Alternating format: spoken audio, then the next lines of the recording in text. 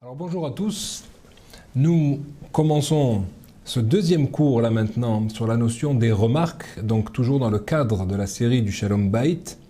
Et là cette fois-ci je voudrais maintenant rentrer encore plus en profondeur dans cette notion des remarques. Nous avons dit dans le cours précédent comme quoi toutes les remarques sont à prohiber. Toutes, je dis bien. La question se pose, mais cependant, il faut quand même améliorer mon épouse. Je vois qu'elle fait des choses qui ne trouvent pas grâce à mes yeux, je vois qu'il y a des erreurs, je vois qu'il y a des erreurs au niveau de l'éducation. Comment faire? C'est une question. Alors on va essayer ensemble de répondre à cela. Évidemment, je ne suis pas en train de parler des remarques méchantes ou des remarques blessantes qui sont évidemment à prohiber. Mais l'homme pourrait se dire, mais il y a quand même des points importants que je voudrais faire ça pour son bien, pour le bien de tout, de notre foyer. Alors, nous allons essayer de répondre à cela. Il y a deux clés que le Harizal, Rabbi Yitzhak Luria, le grand Harizal de Tzfat, nous donne. Et je crois que c'est fondamental de se mettre ça dans la tête une fois pour toutes et de vivre avec cette image. Et vous croyez-moi que celui qui parviendra à cela aura là-dedans des clés fondamentales pour complètement transformer son foyer. Je vous en donne deux pour le moment. La première, c'est comme quoi le Harizal nous dit « Ma femme est mon miroir ». Et je vais expliquer. La deuxième clé, c'est comme quoi toujours comprendre que toute remarque détruit mon foyer, quelle qu'elle soit. Et je vais expliquer. Première clé, la femme est mon miroir. Pourquoi? Nous avons expliqué que le mariage est une mitzvah qui est donnée à l'homme et non pas à la femme, car il est fondamental que l'homme améliore ses midot, ses attributs, pour pouvoir servir à Kadosh Baruch Hu comme il faut. Maintenant, il a besoin d'être mashlim, de compléter cela avec un être qui est complètement son opposé. C'est l'épouse, et nous avons déjà expliqué cela. Donc en fait, la femme va être en fait le moyen pour moi de véritablement comprendre ce sur quoi je dois travailler. Ce n'est pas pour rien que les femmes, et chacun va dire cela au niveau de son épouse, ma femme, j'entends les gens qui disent c'est assez marrant, ma femme fait exactement la chose qui me gêne. Et c'est pas tout le temps les mêmes choses en fonction des foyers. Ce n'est pas pour rien. C'est justement parce que nous devons travailler sur ce point-là et l'améliorer.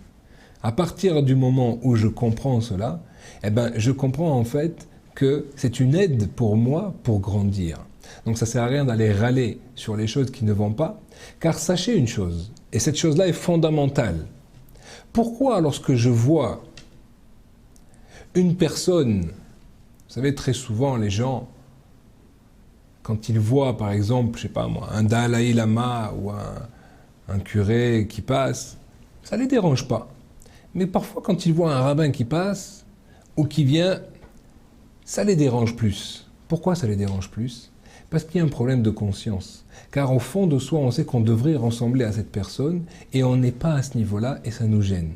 Donc il faut à tout prix soit ridiculiser, soit mettre de côté, soit mettre ces gens-là dans des sectes de façon à comprendre que moi aussi je peux me séparer de cette chose-là. C'est logique, tout le monde connaît cette technique. Il faut savoir qu'au niveau de l'épouse, c'est exactement la même chose. Au niveau des midot, c'est exactement la même chose. Pourquoi très souvent une personne ne supporte pas un autre? Parce qu'en lui, il a ce problème-là et que lui-même aimerait l'enlever, mais il n'y a pas réussi encore, ce n'est pas encore entier. Ça, c'est quelque chose de fondamental. Même au-delà de l'épouse, je vous dirais tout sincèrement que les mauvaises choses qui ne sont pas encore réparées chez les parents se retrouveront chez les enfants. Pourquoi cela? Parce que les enfants seront aussi le miroir de ce que nous sommes. C'est vrai que nous allons leur donner énormément de choses positives, mais ils vont également récolter les choses négatives. En règle générale, pourquoi ça nous énerve de voir des enfants qui crient? Parce qu'on aimerait du calme. Mais pourquoi ces enfants crient-ils? Parce que nous crions. En règle générale, vous verrez jamais des enfants qui crie, sauf exception, si les parents, eux, parlent d'une façon très calme. Puisque les enfants ne font que imiter les attitudes des parents. Donc en fait, nous retrouvons dans nos enfants exactement le caractère et les attributs et les midotes qui sont en nous. Donc s'il y a des choses qui nous énervent chez nos enfants, la meilleure façon de les corriger, c'est non pas de faire la remarque à l'enfant, mais de les corriger nous-mêmes. C'est exactement la même chose au niveau de son épouse. Puisque, en fait, si l'épouse nous fait des remarques sur tel ou tel point qui nous irrite, c'est parce que nous-mêmes, nous avons ce problème-là. Je prends un exemple idiot. La personne, maintenant, ça l'irrite complètement de voir une poubelle qui déborde sans arrêt. Alors, dans l'esprit cartésien de l'homme, une fois que la chose est pleine, eh bien, on doit la fermer et la jeter. Pourquoi, à quoi cela sert-il de l'entasser jusqu'au moment où, quand on va essayer de la jeter, tout va craquer. Alors ça, tout simplement pourquoi? Pour que nous-mêmes, nous ayons la zrizout de faire cela et d'enlever ces poubelles avant même que cela ne soit nécessaire de la part de l'épouse. À partir du moment où on va travailler sur ce point-là, 1 fois, 2 fois, 10 fois, 100 fois, non seulement nous aurons travaillé cette mida de zrizout, parce qu'en fait, au fond de nous, puisque tu le vois bien que la poubelle toi aussi se remplit, pourquoi tu n'es pas allé la jeter avant? Je prends un exemple tout simple, mais je pense qu'il est révélateur. Donc à partir du moment où toi-même tu travailles sur cette zrizout, c'est-à-dire sur ce zèle, sur cet empressement, de ne pas attendre qu'il ne soit trop tard, eh bien automatiquement, la poubelle elle-même ne va jamais déborder, premièrement. Deuxièmement, les enfants et l'épouse vont voir sans arrêt l'exemple du père et naturellement eux-mêmes feront exactement la même chose lorsqu'ils verront que la poubelle arrive à son niveau de trop-plein. Donc ça veut dire quoi? Ça veut dire que en agissant, nous avons réparé la chose et en nous et envers les autres sans aucune remarque. C'est ça, cette clé-là qu'il faut garder. Plutôt que de dire les choses, agissons. Sans rien dire. Il y a quelque chose qui ne va pas et que tu voudrais différemment, fais-le. Toi-même fais-le. Le dire, c'est détruire. Le dire, c'est faire du mal à son épouse. Lui dire, c'est pour elle, lui dire, c'est comme si on lui disait, tu n'es pas bien. Tu n'es pas l'épouse que je souhaiterais puisque tu ne fais pas maintenant des choses comme moi je verrais qu'il soit bien de le faire. Regardez jusqu'à où ça peut aller, combien ça peut détruire intérieurement. Nous avons vu des femmes qui sont malades physiquement, pas seulement psychiquement, mais physiquement dans leur corps, qui déclenchent des maladies uniquement à cause de quoi? À cause du mal-être qu'elles ont, parce qu'en fait elles ne se sentent pas en phase avec ce qu'elles devraient faire dans leur foyer et de leurs responsabilités en tant qu'épouse. Pourquoi cela? À cause des remarques de la part du mari. Car une petite remarque, et une petite, c'est petit à petit du venin qu'on injecte à l'intérieur et qui fait mal à la personne que nous avons en face de nous. Il faut faire extrêmement attention à cela. Plutôt que de dire quoi que ce soit, agissons. C'est vrai que pour cela, la condition sine qua non, et c'est là que nous touchons encore une fois à la mida, l'attribut de caractère essentiel pour tout juif, c'est que pour arriver à cela, il faut que je m'efface. Il faut que je comprenne que si ma femme me dit quelque chose, c'est qu'il y a un reproche envers moi qui m'est fait. Je dois faire attention de l'analyser et non pas d'essayer de lui rétorquer une autre remarque. À partir du moment où je m'annule, alors la femme devient véritablement un miroir qui m'aide à me transformer et à gravir les échelons pour arriver à devenir quelqu'un de plus sage et de plus grand. Et ce qui est intéressant, et c'est vraiment un miracle, c'est que lorsqu'on travaille sur cette mida, lorsqu'on travaille sur ce problème qui nous gêne chez l'autre, que nous-mêmes nous travaillons dessus, comme par hasard, le problème disparaît dans la maison. Plus la personne a du zèle dans ce qu'elle fait, et moins vous verrez maintenant des problèmes qui sont inhérents à cette même attribut dans la maison. Quelque chose d'extraordinaire. On voit en fait que l'homme, c'est lui qui donne le diapason à la maison. Plus un homme est actif, et bien plus aussi la femme va se mettre au diapason de cela. Il est très rare d'avoir des femmes qui ne font rien. D'ailleurs, je n'ai jamais vu ça chez des rabbaniotes. Les femmes se lèvent très tôt. Les femmes font énormément de choses. Pourquoi? Parce que le mari lui-même se lève tôt et le mari lui-même fait énormément de choses, même s'ils ne sont pas dans le même domaine. Mais en fait, la femme se met complètement au diapason de son époux. Maintenant, il faut savoir une chose, c'est qu'il est tout à fait logique qu'une femme soit fatiguée, et il est tout à fait logique qu'une femme parfois puisse avoir des retards et autres. Pourquoi? Parce que véritablement, elle fait énormément de choses. Et ça, nous devons le comprendre. Donc là, en tout cas, la clé fondamentale, si vous voulez arriver à transformer votre épouse, à arranger votre épouse, à appeler ça comme vous voulez, à améliorer, comment faire? Vous-même faites le travail. Et vous verrez qu'elle va automatiquement se mettre au diapason de son époux. Car la femme, comme nous l'avons expliqué dans le cours précédent, ne souhaite qu'une seule chose, c'est de faire plaisir à son mari. Et si elle sait que lorsque la poubelle dépasse, c'est quelque chose qui irrite son mari, mais qu'il a lui-même fait sans jamais lui faire la remarque, et qu'il lui-même a agi, eh bien automatiquement, elle-même voudra lui faire plaisir, et que cette chose-là n'arrive jamais. Il faut apprendre à analyser la parole de l'épouse également à travers les remarques. Pourquoi? Et là, c'est quelque chose d'extraordinaire qui est dit également par le Chida, le Rav Azoulay, Tzadik Zichrono Livracha, et il dit carrément quelque chose d'extraordinaire. Il dit que, à partir du moment, et là je tiens à donner quand même une condition qui est nécessaire, à partir du moment où on est dans un foyer juif qui vit d'après des notions de Torah, et que la femme également s'imprègne de ces notions de Torah, il faut savoir que de toute façon le travail sera à faire, il sera le même. Mais pourquoi je dis cela? Parce qu'il faut quand même avoir du da'at, ce qu'on appelle un esprit de Torah. Il faut savoir que ça va très très loin. Même, premièrement d'abord, fondamental de savoir, la femme ne pense pas à les remarques qu'elle vous fait.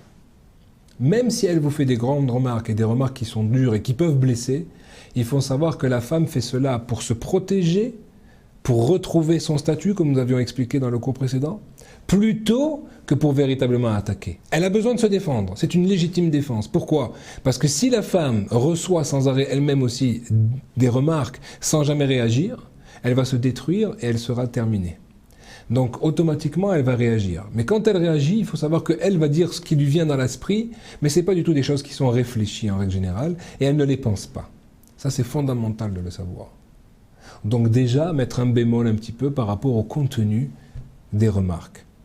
Mais par contre, il faut savoir que si certains points sont touchés chez l'homme, là c'est un message du ciel, d'Akadosh Baruch Hu, pour nous dire, si tu es touché sur ce point, c'est que tu as ce problème. En règle générale, une personne qui est gênée lorsqu'il voit une personne fainéante, une personne qui n'agit pas comme il faut, une personne qui est coléreuse, pourquoi ça le gêne? Parce qu'en fait, il a soit la fainéantise, soit la colère qui est en lui. Et donc, étant donné qu'il n'est pas entier par rapport à cela, il réagit. On n'a jamais vu un tzaddik qui va réagir lorsqu'il voit quelqu'un qui fait quelque chose qui n'est pas comme il faut. Il va lui dire avec le plus grand amour, avec le plus grand respect, peut-être lui dire quelque chose qui va lui donner des forces pour pouvoir éviter ce type d'agissement, mais jamais il ne va s'énerver. Celui qui s'énerve, c'est parce qu'en fait le problème est en lui et il ne le supporte pas chez l'autre. Mais à partir du moment où la personne n'est complètement séparée de cette notion-là ne peut plus la toucher. D'accord? Ça, c'est quelque chose de fondamental et qui, je pense, est important à cogiter.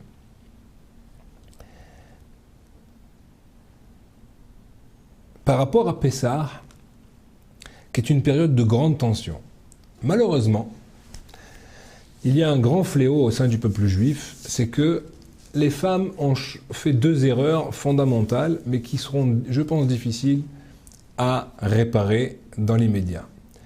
Les femmes croient que la poussière est chametz. Je suis désolé de le dire, c'est faux. Donc, c'est la première chose, lorsque l'on recherche le chametz dans une maison et qu'on doit faire un nettoyage de Pessah, c'est pour enlever le chametz et non pas la poussière. Et deuxièmement, les femmes ont confondu le fait d'enlever le chametz d'une maison avec le nettoyage de printemps. Pourquoi les femmes ne feraient pas le nettoyage de printemps tout de suite après Pessah? Ça, je ne sais pas.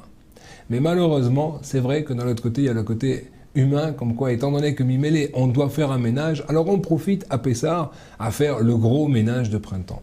Et c'est là que le Yetzer Hara commence à danser. Pourquoi? Parce qu'il y a énormément de choses à faire et chacun doit y mettre la main à la pâte. Il faut essayer de relativiser. Pourquoi?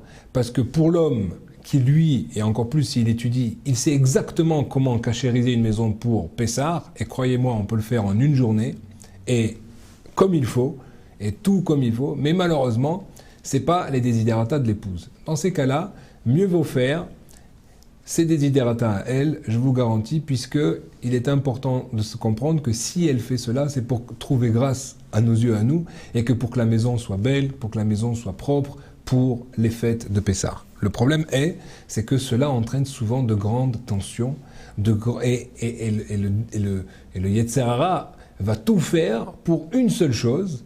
Pourquoi? Pour arriver à ce que le soir du Seder, où là il y a une mitzvah de la Torah que l'on ne pourra plus faire de toute l'année, et ce n'est pas qu'une seule mitzvah de la Torah, puisqu'il y a le vin, il y a les matzot, il y a surtout le fait de raconter toute l'histoire de Pessah aux enfants, à l'épouse, d'une façon claire. Pourquoi? Parce que c'est nous qui devons sortir d'Égypte, et non pas pour uniquement raconter le problème historique de la chose. Mais chacun doit sortir de son étroitesse, de son Égypte, de son Mitzrayim qui est en lui. Parce que chacun est emprisonné dans son Mitzrayim qui nous empêche de faire la Avodat Hashem comme il faut. Et là, le plus gros Yetzer Hara va venir, c'est de quoi? D'arriver fatigué le soir de l'El Seder. On va déployer des forces extraordinaires, on va refaire les peintures, on va refaire les travaux, on va tout faire. Mais ça, c'est pas grave, le Yetzer Hara nous laisse faire ça. Mais ce qui est important, c'est surtout d'arriver soit nerveux, soit fatigué le soir du Seder. Et ça, il faut faire extrêmement attention, car là, c'est très grave. Là, on n'a pas le droit à cela. Donc là, il y a maintenant besoin d'une sagesse, et c'est important que l'homme se mette à un niveau au-dessus, et surtout pas venir en face à face par rapport à son épouse. L'épouse est très fatiguée, cela lui demande très souvent de conjuguer le travail, les enfants, le ménage de Pessah, le nettoyage, des choses qui sont importantes. Donc, il faut faire attention. La fatigue et le côté nerveux est logique, mais l'homme a dans sa main la clé pour pouvoir annuler cela. Un seul mot. Soyez gentil. Cela paraît ridicule, mais je vous garantis, si à chaque fois que vous rentrez dans la maison, vous pensez à cela, et je conseille même carrément de prendre un temps dans la journée, et pas seulement avant Pessah, mais toute l'année, de prendre un quart d'heure, tranquille, de réfléchir à la maison, de réfléchir à son épouse, de comprendre tout ce qu'elle a dû faire dans une journée, croyez-moi, vous allez relativiser complètement et les remarques ne vont plus sortir de votre bouche avec la même profusion. Pourquoi?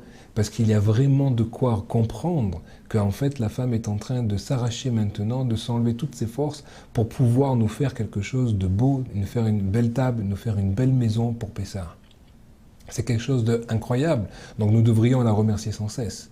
C'est extrêmement important. À partir du moment où vous restez posé, vous restez calme, vous vous mettez au-dessus, ne vous mettez pas au niveau de ces petites remarques à droite et à gauche, ça ne sert à rien. Et la femme apprécie énormément de voir qu'elle a un homme qui est posé, qui est capable de prendre sur lui certaines choses, de comprendre également la fatigue de l'autre et les raisons maintenant de toutes ces petites tensions. Et au contraire, vous les prenez avec humour, vous les prenez avec sourire, vous prenez avec gentillesse. La gentillesse est quelque chose à laquelle tout être humain est sensible, et encore plus l'épouse. À partir du moment où vous donnez cette amabilité, cette gentillesse, un ton doux, et que vous comprenez l'autre, déjà par la réflexion que vous allez avoir avant de rentrer dans le foyer, cela va vous donner la compréhension, ça va vous donner également du recul, ça va vous permettre également de faire au contraire beaucoup de compliments plutôt que des remarques, et vous allez voir que vous allez tout y gagner. Vous allez voir que petit à petit, l'ambiance va complètement se transformer dans la maison. C'est une clé qui est nécessaire et qui est primordiale pour toute l'année, mais encore plus dans cette période-là où les tensions sont énormes. Et même si vous êtes fatigué, la seule solution, c'est que quand il y a quelque chose qui ne va pas, ne réagissez pas. Parce que l'homme aussi est un humain. On n'est pas des anges. Parfois, il y a des choses qui nous irritent. Ne répondez pas. Vous dites au Yetzer Hara, je vais la gronder, mais demain. Croyez-moi, le lendemain, il n'y aura plus besoin de faire cela. C'est important de le faire, c'est important de relativiser, mais encore une fois, si vous prenez cette première clé, d'avoir un moment de réflexion dans votre journée, et deuxièmement, de toujours penser que la gentillesse est la clé fondamentale pour enlever toutes les tensions d'une maison et toutes les colères d'une maison, vous allez voir que vous allez rentrer dans une notion de compréhension de l'autre, une notion d'empathie envers l'autre, que les autres font forcément le ressentir et l'épousent en premier. Et vous allez voir qu'à travers cela, vous allez gagner d'arriver dans le Leil HaSeder, le soir de Pessah, avec la joie, avec la bonne humeur, avec une maison belle et avec une femme souriante. Amen.